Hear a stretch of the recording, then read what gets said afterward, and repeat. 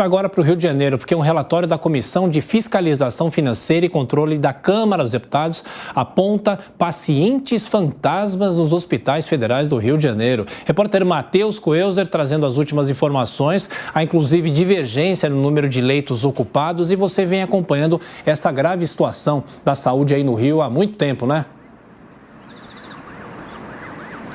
Exato, Thiago. Bom dia para você, Adriane, e a todos que nos acompanham aqui no Jornal da Manhã. A gente vinha falando já desde a semana passada sobre essa vistoria dos deputados aqui no Rio de Janeiro em mais de 9 hospitais federais. E agora, então, como você trouxe, foi descoberto, então, pacientes denominados fantasmas. Isso porque o relatório apontou que 78% dos leitos estariam ocupados, mas depois dessa fiscalização, entendeu-se que só apenas 41% de fato estariam ocupados. Isso a gente destaca que foi no Hospital Federal da Lagoa, na Zona Sul do Rio de Janeiro. Mas essa situação que a gente aponta, inclusive no Hospital da Lagoa, e que agora está se cobrando o entendimento sobre o que aconteceu, não é uma situação muito diferente nesses 9 hospitais federais aqui do Rio de Janeiro. Na Zona Norte, quando os deputados estavam fazendo essa fiscalização, uma senhora acabou falecendo e o registro do óbito se deu depois de muitas horas do fato que teria acontecido. Condições extremamente precárias nas maiores estruturas desses hospitais. No Hospital Federal de Bom Sucesso, também na Zona Norte do Rio de Janeiro, no momento da pandemia aconteceu um grande incêndio, um incêndio de grandes proporções. Na época, os recursos federais foram encaminhados para o hospital, mas as obras estão paradas, emergência também numa situação bastante complicada. De fato, o que as autoridades falaram é que a saúde no estado do Rio de Janeiro, quando se fala na questão de hospitais federais, é caótica. A gente fala ao vivo em frente a uma unidade de saúde, conversando com algumas pessoas, a reclamação é sempre a mesma, a falta de médicos, demora no atendimento, e essa questão que nós trouxemos dos hospitais federais tem reflexo direto na regulamentação das pessoas que precisam de fato receberem um leito nesses hospitais. Por isso, busca-se entender essa divergência, qual seria o grande motivo.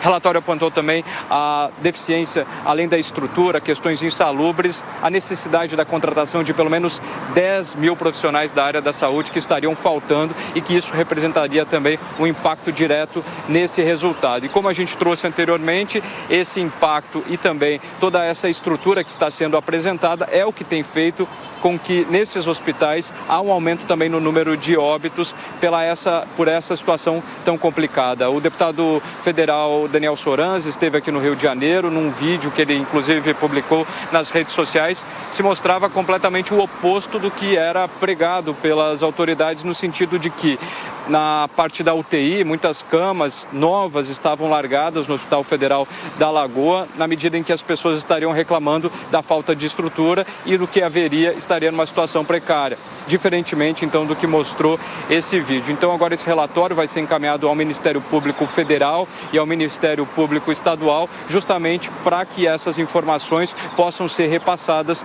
e, se é que podemos dizer, alguma atitude, alguma mudança possa acontecer o mais breve possível para mudar essa realidade dos hospitais federais aqui do Rio de Janeiro. Thiago. Matheus, e uma questão também é que não necessariamente esses problemas têm referência à falta de recursos, porque recursos muitas vezes tem e há os tetos, né, para se repassar aos estados em relação à saúde. O problema é a administração, é a gestão, e você acompanha muito isso por aí, não é?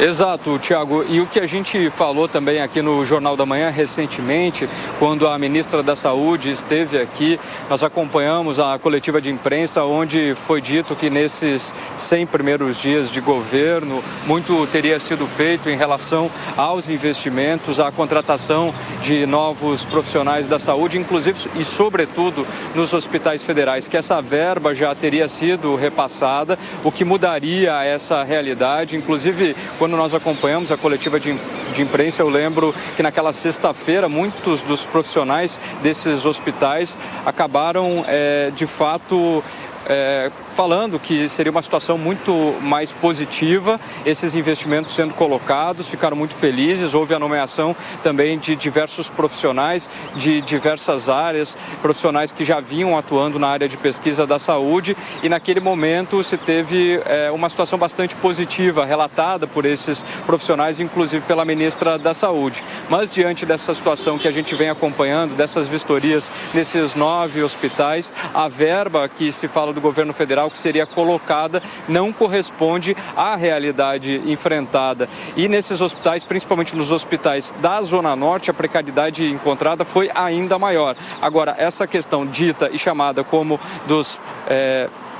das pessoas que estariam sendo consideradas fantasmas pela correlação do número, ainda precisa e necessita de uma explicação urgente, segundo as autoridades. Tiago.